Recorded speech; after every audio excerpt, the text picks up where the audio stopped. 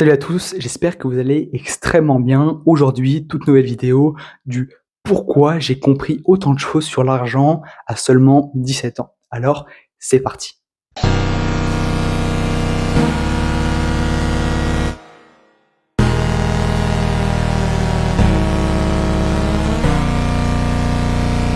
Déjà, il faut comprendre que l'école ne t'a pas appris à faire bosser l'argent pour toi, mais plutôt à bosser pour de l'argent. La nuance est très simple, mais elle paraît hyper compliquée à comprendre. Quand tu es à l'école, on te formate pour passer un diplôme, puis ensuite acquérir un métier avec un certain montant d'argent chaque mois. Ce qui fait qu'à la fin du mois, tu gagneras toujours le même montant, on va dire, pour les principales années de ta vie. Après, tu peux avoir des axes d'amélioration avec un meilleur salaire, une meilleure rémunération, mais c'est vraiment ultra rare. Prenons l'exemple d'une caissière qui gagne 1500 € par mois au début de sa carrière. À la fin, elle en gagnera peut-être 1600, 1650 à la rigueur. Donc c'est pas une évolution vraiment ouf. Par contre, ce qu'un entrepreneur va penser, c'est essayer de faire bosser l'argent pour soi. Donc ça, c'est le deuxième point clé à aborder, c'est que l'argent est simplement un levier. Quand je parle que l'argent, c'est simplement un levier, c'est parce que tout simplement, l'argent va te permettre d'en gagner plus. Et ça, si tu ne l'as pas compris, c'est vraiment dommage. Demain, tu as 5000 € sur le côté. Tu souhaites faire quelque chose de ces 5000 €. Eh bien, du coup, tu vas les réinvestir et ça va être ton levier d'acquisition pour acquérir plus d'argent encore.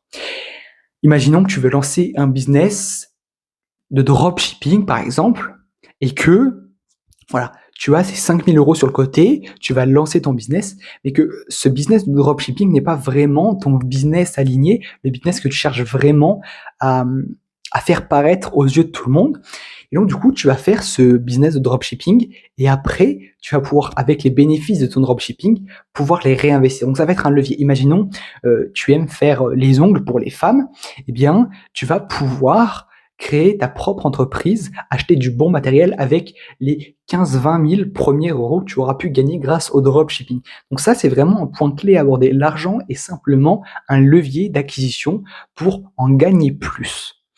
Ensuite, le point qu'on pourrait aborder, c'est que si à l'heure actuelle, tu veux paraître riche, eh bien, c'est extrêmement mauvais pour toi. Parce que tu vas paraître riche, certes, tu vas pouvoir acheter des voitures de location, tu vas pouvoir faire des carrés en boîte de nuit à plusieurs dizaines de milliers d'euros, mais à quel point tu as vraiment envie de devenir riche? Est-ce que c'est simplement de la richesse éphémère, de la richesse pour les réseaux sociaux, ou bien de la richesse pour toi-même, pour pouvoir bâtir quelque chose, pour pouvoir bâtir ton futur? C'est vraiment un point clé, encore une fois, à regarder, c'est qu'il y a beaucoup de personnes qui peuvent sortir avec des très belles montres, des très beaux véhicules, et au final, ce sont des véhicules de location qu'ils ont achetés à la journée, et à la fin de la journée, leur rêve s'écroule.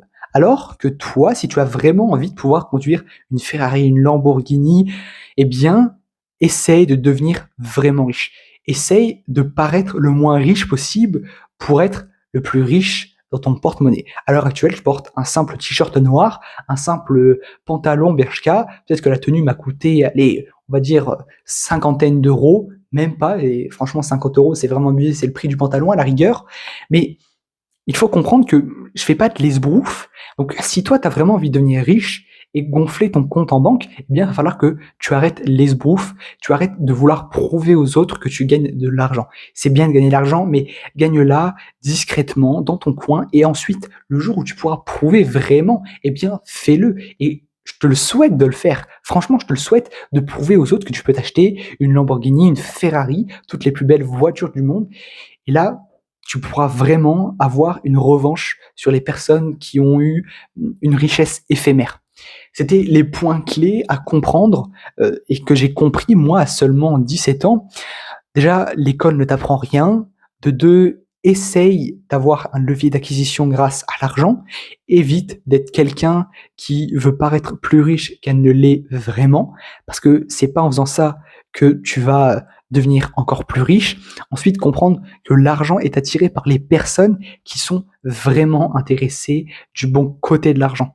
Si demain tu cherches simplement de l'argent pour pouvoir faire n'importe quoi avec elle, eh bien, tu n'attireras pas l'argent. Que demain, tu as vraiment envie de servir une noble cause, tu as vraiment envie de pouvoir eh bien, contribuer, à l'effort économique mondial, tu as envie de participer à des dons dans une association comme les Restos du Cœur, pour les femmes battues, pour tant d'associations, eh bien là, tu as une vraie raison, tu as vraiment de bonnes valeurs. Alors essaye, même si c'est à sa petite échelle, de le faire. Essaye de donner. Le nombre de fois que j'ai donné au SDF, eh bien, c'est vraiment important de le comprendre. C'est que toi, si tu peux te permettre d'acheter, c'est pas un croissant ou quelque chose comme ça, peut-être que cette personne ne peut pas, donc essaye d'aller vers elle, de l'aider.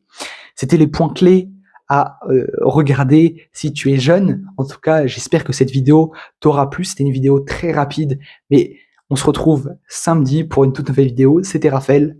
Ciao.